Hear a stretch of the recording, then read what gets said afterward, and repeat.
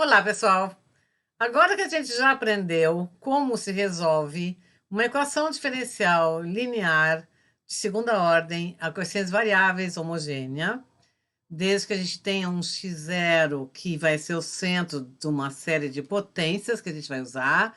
Esse x0 tem que ser um ponto ordinário da equação diferencial. Vamos aplicar isso à equação de Legendre. A equação de Legendre é uma equação importante porque ela vai aparecer em todas as situações de equações parciais onde eu tiver simetria esférica. Lá vocês vão ver melhor. Bom, a gente vai estudar nas equações parciais um método de separação de variáveis. Equações parciais, vocês já sabem, é a equação que tem mais de uma variável independente, e a gente vai usar um método lá que se chama método de separação de variáveis, que vai fazer com que uma equação parcial se separa em várias equações ordinárias, cada uma com uma das variáveis independentes que está na equação parcial. Então, a variável que é responsável pela simetria esférica vai estar envolvida numa equação ordinária, que vai ser essa equação que nós vamos estudar agora, que é a equação de Legendre. Tá? Então, só para colocar aqui a importância dessa equação de Legendre. A equação de Legendre ela tem tabeladas suas soluções, seus gráficos, suas raízes, tudo isso está tabelado e nós vamos deduzir isso aqui agora. Tabelado quer dizer, significa estar em tabela, que inclusive em alguns softwares, vocês podem pedir para o software me mostre qual é a expressão do polinômio de grau 10, vai aparecer. Bom, vocês vão entender tudo isso melhor quando a gente resolver a equação. Então vamos lá.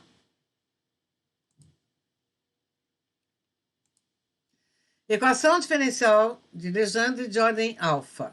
A equação de Legendre não é uma única, né? Ela tem um parâmetro alfa aqui, que pode ser qualquer real, e esse número alfa vai aparecer aqui multiplicado por alfa mais 1, e é esse número que aparece na equação de Legendre, tá? Então, a gente sempre pode ter um número aqui e depois ver qual é o alfa correspondente. Por exemplo, sei lá, digamos que eu tivesse aqui 56, então alfa poderia 7 vezes 8, 56. Então, seria alfa igual a 7, daria 56 nesse produto. Ok, bom. Então, vamos resolver essa equação e vai ter junto um parâmetro alfa que nós vamos carregar. O que a gente vai fazer aqui? Aqui eu estou relembrando o que a gente estudou no vídeo anterior. Se eu tenho uma equação com essas variáveis de ordem 2, homogênea, eu vou poder escrever a solução nesse formato que eu acabei de falar. x0 vai ter que ser um ponto ordinário da equação diferencial. O que significa isso? Significa que se eu escrever essa equação na forma canônica, as funções que ficam aparecendo aqui, multiplicando y', que é o p de x, e multiplicando y, que é o q de x, que está aqui, elas forem analíticas em x igual a x0, então o x0 é ponto ordinário da equação diferencial. Isso me permite que eu, então, saia resolvendo a equação substituindo y por esse somatório, por essa série. A gente já sabe também que depois de substituir y em suas derivadas, a gente vai obter relações de recorrência entre os coeficientes, tá? Isso foi visto no vídeo anterior, agora há pouco. E automaticamente você já sabe que vai resultar uma combinação linear arbitrária de duas soluções. Essas duas soluções vão ser ambas analíticas em x igual a x0. E mais do que isso, elas vão constituir um sistema fundamental de soluções, ou seja, são duas soluções linearmente independentes, então essa aqui é, de fato, a solução geral. Bom, então nós vamos aplicar isso para a equação de Legendre, que eu estou aqui escrevendo de novo. Vamos, em primeiro lugar, verificar que ela é ponto ordinário da equação, ou seja, escrever a equação de Legendre agora na forma canônica, né? Aquele 1 menos x2 que estava aqui, agora está aqui no denominador. Observe que as funções P e Q são funções analíticas de x igual a 0, portanto, eu posso começar a resolver a equação substituindo y por aquele somatório AM, x na m, que está aqui. Isso aqui é o que vai estar no lugar do y. É uma série com centro no zero, que é o ponto ordinário da equação diferencial. A gente tem aqui que a série de potências dessas duas funções aqui, eu estou colocando que elas podem representar essas funções e convergem quando o modo x é menor do que 1. Isso aqui, de novo, está lá bem explicado no vídeo anterior. Vocês olham aqui as raízes do denominador e a distância, a menor distância entre o zero, que é o centro da série que a gente quer usar, e a primeira das raízes é 1, tá? Muito bem, então agora eu vou resolver por método de série de potências, já está justificado que eu posso usar essa soma aqui. E agora a derivada de primeira ordem está aqui, a derivada de segunda ordem está aqui, isso aqui vocês já conhecem. Ah, outra coisa, por que aqui eu estou usando M? Antes eu usava N aqui na somatória. Pelo seguinte, tá? Daqui a pouco mais, a gente vai resolver isso daqui, mas daqui a pouco mais eu vou querer analisar o caso especial em que esse alfa é um inteiro. Daí, quando eu fizer isso, eu vou deixar o N reservado para isso, tá? Quando o alfa for um inteiro, eu vou substituir o alfa por um N. Então, deixa lá o N reservado, que daqui a pouco eu vou usar.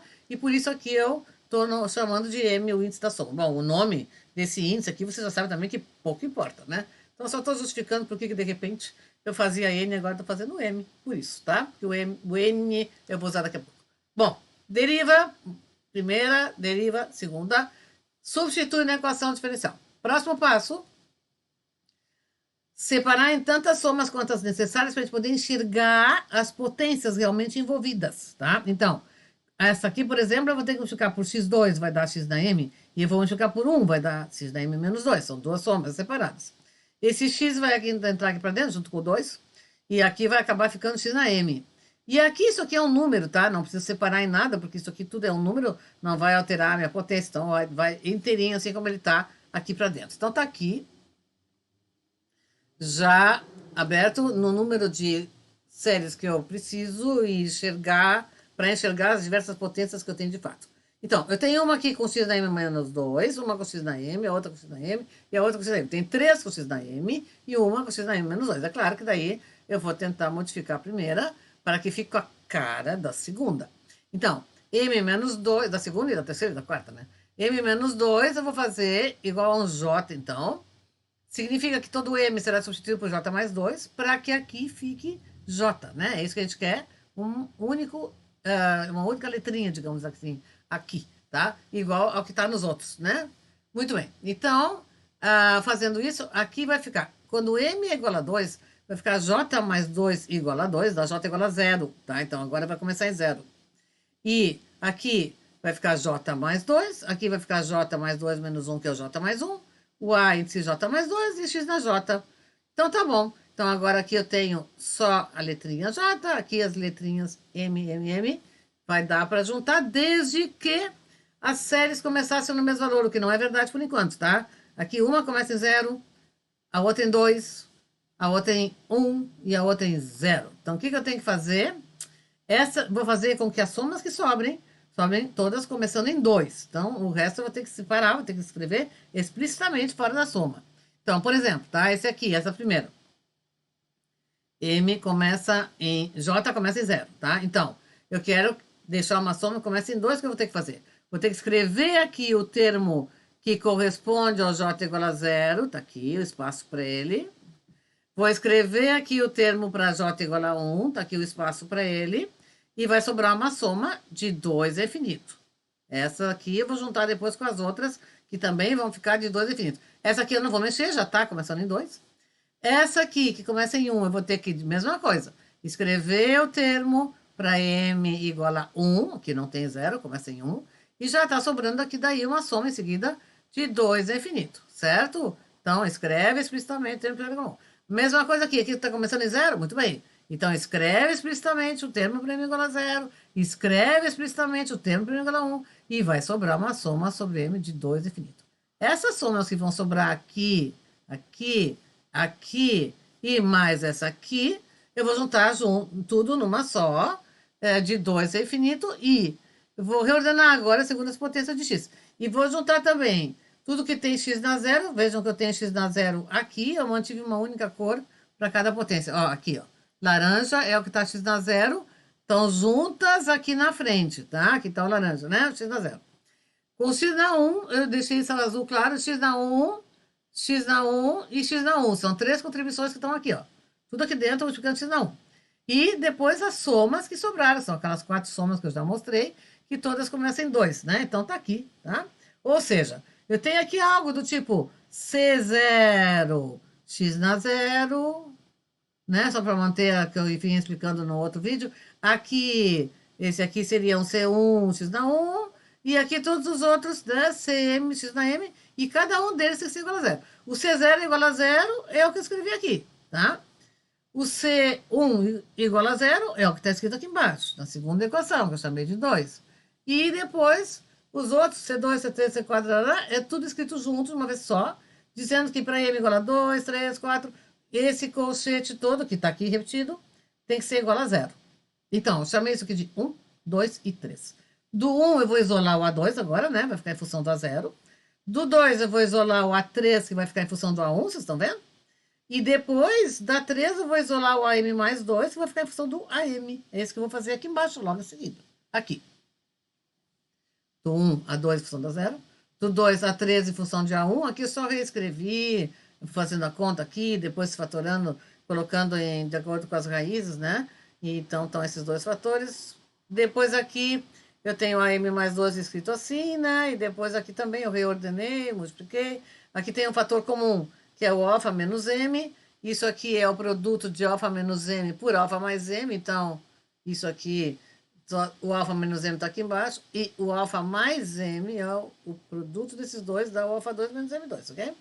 E depois aqui, alfa menos m, colocando alfa menos m em evidência, fica o número 1, que está aqui. Então, isso aqui eu reescrevi. Também estão todos os três na forma de produtos, assim, com esses parênteses aí, né? De alfa menos 1 número. Bom, aqui eu observo o seguinte. Então, eu tenho três resultados separados. 4, 5 e 6. Eu observo que o 6, que em princípio só começa do 2, só vale do 2 em diante. Eu observo que se eu for substituir o m por 0, só para ver o que dá, eu vejo que vai dar A2 igual a menos alfa, que multiplica alfa mais 1 sobre 2 vezes 1 a 0, que é exatamente o que eu tenho na equação 4, que é o A2 em função do A0. Então, eu estou vendo o seguinte, então essa aqui também vale para m igual a 2, e daí já me dá o resultado que eu tenho ali em cima. É isso que eu escrevi aqui. Substituindo m por 0, obtemos 4. Mesma coisa, se eu substituir m por 1, eu vou ter aqui A3 igual exatamente o que tem que dar pelo meu resultado 5. Ou seja, que bom, né? Eu não preciso carregar 3 informações separadas, eu posso simplesmente usar a relação 6 para todos os m's, não apenas do 2 em diante, mas também para m igual a 0 e para m igual a 1. Então, é isso que eu escrevi aqui. Conclusão. A relação de recorrência 6 vale também para m igual a 0 e m igual a 1. Ou seja, a solução geral da equação de Legendre é esta expressão com a qual eu comecei, e eu vou dizer que a relação de recorrência, aquela ali que a gente obteve, vale para m de 0 em diante. Então, isso aqui é o resumo do que a gente fez até agora. Agora, o que vai acontecer? Vocês observam que é de 2 em 2, né? M mais 2 em função do m. Vocês já sabem de experiência anterior, do outro vídeo, que vai acabar ficando todos os coeficientes com índice ímpar em função do A1 e todos os coeficientes com índice par em função do A0, porque é de 2 em 2 aqui, né? Esses coeficientes de índice par vão entrar no que eu vou chamar, então, de Y1, tá aqui, potências pares, e as outras é o que eu vou chamar de Y2, são as potências ímpares. É isso que vai acabar acontecendo, né? E daí essas duas aqui, Y1 e Y2, constituem o sistema fundamental de soluções. O intervalo de convergência eu posso calcular. Como é que eu calculo o intervalo de convergência de cada uma? Cada uma é o seguinte, tá? Dentro de cada uma vai estar, numa delas vai estar o A0, A2, A4, A6. Na outra vai estar A1, A3, A5 e tal. Ou seja, lá dentro de cada uma é de 2 em 2, tá? Então, não é na fórmula aqui do teste da razão, não é n mais 1 sobre n, não. Se é dentro de cada uma, é o AN mais 2 dividido pelo AM, tá? Então, isto dividido pelo AM, sobra essa fração que está aqui, que se vocês olharem umas contas mais acima, pode ser essa expressão aqui, que é mais fácil de calcular o limite, né? Ou essa aqui, que é mais fácil de calcular o limite, que é o que eu copiei aqui embaixo, ó, tá? Aqui, tá? Tá aqui ela, ó, tá? Então, do cálculo antes de chegar no 6, ok? Então, aqui eu calculo o limite quando m é infinito, é fácil de fazer, divide numerador e denominador pela potência mais alta de m, né? E acaba dando 1, tá? Então, tanto y1 quanto y2, cada uma por si, converte quando o módulo de x é menor do que 1, pelo teste da razão. Ok. Agora eu vou calcular alguns termos. Então, eu tenho aqui a minha resposta, minha solução geral está aqui. Automaticamente vai separar duas constantes arbitrárias essenciais que vão ficar aqui e as duas soluções do sistema fundamental. Vou calcular alguns. Então, vou botar m igual a 0, vou achar A2 em função do A0. M igual a 1 vai dar A3 em função do A1. E assim por diante. Está aqui feito aqui embaixo. Ó, M igual a 0, A2 em função do A0. M igual a 1, A3 vai ficar em função do A1. Eu já separei aqui o que vai ficar em função do A1 do que vai ficar em função do A0, tá? Então, com M igual a 1 dá A3 em função do A1. Com M igual a 2 vai dar A4 em função do A2, mas o A2 é função do A0, acaba dando isso aqui em função do A0. M igual a 3 dá A5 em função do A3, mas o A3 já é função do A1, então vai dar em função do A1. Mesma coisa aqui, A6, função do A4, que por sua vez é função do A0. A7, função do A5, que por sua vez já é função do A1. Então tá aqui. Ou seja, é assim que vai separar uma parte com A0, que eu mantive a cor verde aqui, né, no que tá aqui com A0, e rosa o que tá com A1, e é que eu separei mantendo as cores, tá? Então, A0, aqui tá tudo que multiplica o A0, que é o que eu chamo de Y1, A1, e aqui tudo que multiplica o A1, que é a minha Y2. São as duas soluções linearmente independentes. Fácil de ver que uma jamais vai ser uma constante vezes a outra, porque uma só tem potências pares de x e a outra só tem potências ímpares. Muito bem. Então, está aqui a solução geral da minha equação de Legendre. Duas soluções que constituem o sistema fundamental. Cada uma delas converge para um módulo de x menor do que 1. E está aqui escrito. Ok. E o alfa está junto, claro, porque o alfa que vem da equação, a gente pega o número que é para cada equação e coloca aqui dentro e vai ter os coeficientes das potências de x nessas séries infinitas que eu tenho aqui, tá? Bom, mas agora vamos ver o que acontece se esse alfa for um inteiro não negativo. Então, se esse alfa for 0, ou 1, ou 2, ou 3, vamos olhar aqui o que vai acontecer. Por exemplo, tá? Começando com alfa igual a 0. Então, vamos lá, aqui em cima, tá? Alfa igual a 0. O que vai acontecer aqui, ó? Alfa igual a 0. Eu olhando aqui minha y1, vai ficar esse número 1. E aqui, 0, porque alfa tá aqui, ó. Alfa é 0, 0, 0. Outro alfa aqui, 0. Então, daqui para frente, tudo é 0 no y1. O y1 fica só o número 1, tá? Na y2, o que vai acontecer se o alfa for 0? Nenhum, aqui não tem alfa multiplicando, né? Então, aqui fica em paz. Continua sendo aqui uma série infinita, nenhuma mudança assim maior. Então, qual é a conclusão? É que se o alfa for igual a 1, igual a 0, desculpa, eu tenho y1 igual a 1 e y2 continua sendo uma série infinita que converge para a módulo de x menor que 1. É isso que a gente viu. Agora vamos ver se o alfa for 1. Se o alfa for 1, vamos olhar aqui em cima. Se o alfa for 1, ó, eu estou vendo aqui os parênteses alfa menos 1 que estão aqui dentro, ó, da y2, tá? Então, aqui vai dar 0, 0, 0, 0. A única que não é 0 é esse x aqui. Então, se o alfa for 1, o y2 fica só x. E na y não acontece alguma coisa? Não, porque aqui não tem alfa menos 1 para zerar. Então, daí, a y1 continua sendo uma série infinita. É isso que eu escrevi aqui. Se alfa for 1, tá? Então, isso aqui eu já tinha visto antes, agora aqui, se alfa for 1, eu tenho y1 série infinita, y2 se reduziu ao x. Podemos ir um pouco mais adiante. Alfa igual a 2. Alfa igual a 2. Vejam o que vai acontecer. Ó, aqui tem alfa menos 2. Ó. Aqui tem alfa menos 2. Aqui também tem alfa menos 2. Eu não quero riscar, vai ficar muito riscado. Então, aqui alfa menos 2 vai dar 0. Aqui vai dar 0. Ou seja, a minha y1 vai parar aqui. Com alfa igual a 2, eu estou olhando, tá? Então, alfa igual a 2 aqui vai ficar 2 vezes 3 sobre 2. Então, dá 3x2, 1 menos 3x2. Só. Aqui não tem alfa menos 2. Então, y2 continua sendo infinito. É o que eu escrevi aqui, ó. Se alfa igual a 2, a y1 ficou 1 menos 3x2. E y2 continua sendo infinito, que converge para a morte x. Tá, então, isso aqui ficou assim. Posso ir adiante, tá? Se alfa igual a 3. Aí, de novo, olha para cá. Alfa igual a 3 vai zerar aqui embaixo. Alfa menos 3 aparece aqui na y2. Daqui em diante, ou seja, com alfa igual a 3, aqui vai ficar só esses dois primeiros termos. Tem que substituir o alfa por 3 para ver quanto é que dá. E a y1 continua sendo infinito. É o que eu escrevi aqui. Tá? Vocês podem depois verificar o alfa igual a 4, alfa igual a 5, tá tudo aqui com os resultados e tudo. Então, se o alfa for 0, ou 2, ou 4, ou 6, aqui, ó. A gente viu junto aqui o 0, o 2, o 4, deixa vocês olharem depois, vocês podem olhar sozinhos. Vocês têm aqui que daí a y1 é que para em algum momento, né? A y1 reduz a um polinômio e o grau que se reduz sempre é o próprio alfa. Olha, quando foi alfa igual a 2 aqui, por exemplo, alfa igual a 2 ficou com x ao quadrado, tá? Alfa igual a 4 terminou no x da quarta. Alfa igual a 0 terminou no x da zero, que é esse aqui. Então, o y1 se reduz a um polinômio de grau alfa.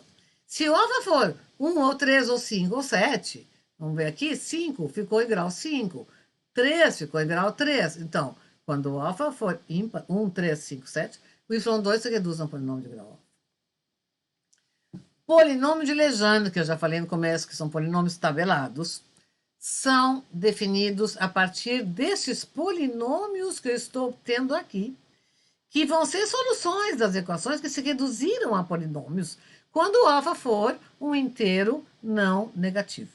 Então, o Pn, eu vou ter que fazer o seguinte, tá? Vejam que cada um deles ou está ligado com o A0 multiplicando aqui na frente, ou está ligado com o A1 multiplicando aqui na frente. Claro que polinômio não pode ter constante arbitrária, polinômios tabelados são constantes todas determinadas, né? Os coeficientes são determinados, não pode ser arbitrário. Então, nós vamos ver que coeficiente a gente vai ter que colocar, qual é o valor do A0, qual é o valor do A1, para chegar nos polinômios que são tabelados, tá? Então, aqui está explicado. O Pn de x é definido como aquela solução polinomial da equação de Legendre, com alfa igual a n, onde n é um valor desses aqui, né, inteiro não negativo, que satisfaz a condição Pn de 1 igual a 1. Vamos ver o que eu estou dizendo aqui, tá? Estou dizendo que todos os polinômios, quando x for igual a 1, os polinômios têm que dar sempre 1. Vamos ver como é que se entra aqui. Então, vamos lá. Por exemplo, quero saber o P0. P0 vai lá do A0, né? O A0 vai multiplicar o que eu calculei aqui, que no caso foi o 1 aqui, tá? Então, A0 vezes 1, eu quero que dê de tal maneira que o P0 em 1 seja igual a 1. O Pn em 1 tem que dar sempre 1, tá? É isso que eu escrevi aqui. Isso aqui veio daqui. Então, A0 vezes 1 tem que dar 1, A0 é 1. Então, o P0 de x, que é A0 vezes o 1, vai dar simplesmente 1, tá? Bom, P1. P1 vem do A1 vezes o x, que é o que sobrou aqui, né? Esse x aqui, tá? Então, o que eu faço? Eu vou dizer que o A1 vai ser tal que o P1 em 1 seja 1, tá? Isso aqui vem daqui de novo, mesma coisa. P1 em 1 é o quê? É A1 vezes 1, que eu quero que seja igual a 1. Então, A1 é 1, e, portanto, o P1 vai ser 1 vezes x, que é x. Isso aqui é o P0, isso aqui é o P1. Vamos ver P2. P2 vem da onde? Daquele que multiplica o A0. Os verdes são todos os que tem junto com a 0, né? Aqui. O P2 está aqui. 1 menos 3x2, que estava com A0. Então, agora o A0 vai ser outro. Ó. A0 vezes 1 menos 3x2 tem que ser tal, o A0 tem que ser tal que o P2 em 1 seja 1. Isso aqui de novo, é sempre isso aqui que eu uso, tá? Então, P2 em 1 significa o quê? A0 vezes 1 menos 3 vezes 1 ao quadrado, tá? Que dá esse menos 2 que eu tenho aqui. O A0 vezes menos 2 tem que dar 1. Então, o A0 é menos 1 meio. Então, o P2 quem é? É menos 1 meio aqui, que multiplica 1 menos 3x2, que vai dar esse 1 meio 3x2 menos 1. Esse é o P2. Mesma coisa com o P3. P3 é A1 vezes isso daqui. De novo, usa essa mesma propriedade aqui, né? E daí, A1 vezes isso aqui, com x substituído por 1, tem que dar 1. Então, tá aqui e trabalho e encontro o A1, que vai ser colocado aqui na frente e que vai me dar o P3, e tá aqui o P3. Bom, P4, P5 vocês podem fazer, tá? Então, vejam, o A0 vai tendo valores diferentes, né? Aqui deu 1, aqui deu menos 1 meio, aqui deu 3 oitavos, né? Dependendo do polinômio que eu estou querendo calcular. Então, tá aqui, ó, menos 1 meio, 3 oitavos. Dá para generalizar, tá? Se fizerem mais, e encontrar essa expressão aqui valendo para qualquer um dos A0s, tá? Essa expressão me leva para os A0s daqui para frente, né? Daqui em diante, tá? N igual a 0 não dá, porque daí aqui ficaria menos 1, né? N igual a 0 não, tá? Bom, e o A1 também, ó, os A1s que eu encontrei, aqui tem A1 igual a 1, A1 menos 3 meios, A1 15 oitavos. Esses A1 vocês podem aqui colocar uma expressão, encontrar uma expressão geral para eles, que é essa daqui.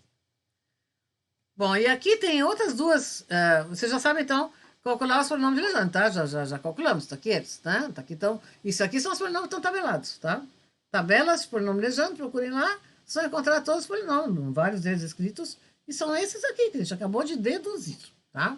Bom, a gente também pode, eu vou aqui apresentar para vocês duas fórmulas também para escrever os mesmos polinômios, que é outra maneira de obter os polinômios. Uma delas é essa daqui, esse somatório aqui, desse jeito, tá? Já vou mostrar como é que se usa. E a outra é a fórmula de Rodrigues. Vamos usar para entender como é que sai, tá? Então, vou calcular o P2 a partir dessas duas alternativas aqui, o P2 com o A e o B. Com A, tá? Com A, M maiúsculo, que é esse último aqui, ele é N sobre 2 se o N for par, N menos 1 sobre 2 se o N for ímpar. No nosso caso, P2, N é par, então fica 1, tá? 2 dividido por 2, que é 1, tá aqui. Esse aqui é o M maiúsculo que eu coloquei aqui, no caso de querer calcular o P2, esse é o M maiúsculo. E aí a soma fica de 0 a 1, tá? Desse somatório aqui, onde eu já substituí o N por 2, tá? Isso aqui é o N, que vai aqui, né? Então, onde tem N na minha expressão, já substituí. Aqui já está substituído, deu 4, tá? Aqui também, ó. Esse 2 que está aqui, esse 2 que está aqui, este é o N que está aqui, que eu já substituí. Mas agora eu tenho que também, e aqui também já substituí, ó. Onde tem N. Depois eu tenho que abrir, então, na soma de dois termos, tá? O termo para K igual a 0, que é esse daqui, e o termo para K igual a 1, tá? Porque vai de 0 a 1, que é esse aqui. Tá? Então, daí só fazendo as contas, vai dar, claro que deu o mesmo P2 que eu já tinha encontrado antes, através da equação diferencial. E eu também posso obter pela fórmula de Rodrigues, que é essa maneira de encontrar com derivadas, tá? A gente não deduziu essas fórmulas, tá? A gente está apresentando para vocês e vou mostrar que está dando o mesmo resultado que a gente obteve antes, a partir da equação diferencial. Aqui, se eu fizer n igual a 2, eu vou ter derivada de segunda ordem, e aqui x2 menos 1 ao quadrado, tá? Que eu escrevi aqui, ó, tá? Então, já com 2 substituído aqui no n, esse aqui, né, o 2, e aí aqui, para fazer a derivada segunda, primeiro eu efetuo esse quadrado, aí derivo uma vez, daí dá isso aqui, depois derivo mais uma vez, e vai dar, é claro, o mesmo P2, tá? Bom, raízes de polinômios. São polinômios, tem raízes, né? E aí as raízes estão aqui. Isso vocês encontram tabelado também assim. Quais são as raízes do P4? Então, tá aqui. Em algum momento eu posso querer ter, posso ter uma condição. Olha, a solução dá polinômio tal, mas tem que satisfazer que tem alguma coisa que tem a ver com as raízes, né? Então eu vou ter que, talvez, em algum momento, conhecer essas raízes. E por isso que eu estou colocando aqui, elas são tabeladas, a gente pode calcular. Bom, tem algumas coisas interessantes aqui também, que é o seguinte. O que significa essas propriedades que eu estou colocando aqui? Pn menos x é menos 1 na n Pn de x. O que quer dizer isso, né? Se o n é par, fica Pn de menos x igual a 1 Pn de x. Se o n for ímpar, fica Pn de menos x igual a menos Pn de x. Ou seja, eu estou dizendo que o Pn é função par se o n é par, e Pn é função ímpar se n é ímpar. É fácil de ver isso? Sim, claro que é fácil. Por quê? Porque o polinômio, ou ele vem do y1, ou ele vem do y2. Ou ele só tem potências pares, e nesse caso então é uma função par, né? Ou ele só tem potências ímpares, e daí então é uma função ímpar. Então, isso aqui é trivial, tá? Depois, P2n mais 1 e 0 é 0. O que significa isso aqui? Isso aqui significa que todos os polinômios com grau ímpar, no x igual a 0, vai dar 0. Fácil de ver também. Os polinômios de grau ímpar vêm da onde? Lá daquele A1, que tem x ao cubo, x na quinta. Se vocês colocarem x igual a 0, dá 0, né? Para o par não, né? Porque do par vai dar 0 só do x2 e diante. Sobra aquele número lá multiplicando o x na 0, né? Esse não vai dar 0. Muito bem, então, todos os polinômios com grau ímpar, no x igual a 0, são iguais a 0. Ou seja, aqui tem mais uma coisa. Se eu for fazer o gráfico daqui, eu enxergo isso, né? Se eu for fazer o gráfico de um polinômio de grau ímpar, vai passar pela origem, porque quando o x é igual a 0, tem que dar 0, tá? E aqui também, já posso também concluir que num gráfico, um polinômio de grau par, né, vai ser uma função par, então tem aquela simetria que a gente conhece de funções pares. E se for função ímpar, tem a outra simetria de funções ímpares, né? Então tem simetria definida os polinômios. Depois, calculado no menos 1. De novo, isso aqui também é barbada. Se a minha função for par, o Pn menos 1 tem que ser igual ao próprio Pn de 1, né? Então, vai ter que dar mais 1 aqui, certo? Se o n for ímpar, daí é uma função ímpar, então o Pn menos 1 tem que ser menos o Pn em 1, né? Como todos os Pn em 1 são iguais a 1, o Pn menos 1 vai ter que ser igual a menos 1, tá? Então, vejam aqui alguns gráficos onde vai confirmar. Ó, eu peguei e fiz os gráficos dos polinômios até P5, P0, P1, P2. Vocês observam aqui as raízes, observem que passa pela origem quando o P for de índice ímpar, função par quando for uma função de índice par, um polinômio de índice ímpar é uma função ímpar. Enfim, o que está escrito lá em cima pode ser verificado aqui nos meus gráficos. Existem relações de recorrência entre os polinômios de Legendre, que significa o seguinte, que eu posso obter um polinômio sabendo o outro, né?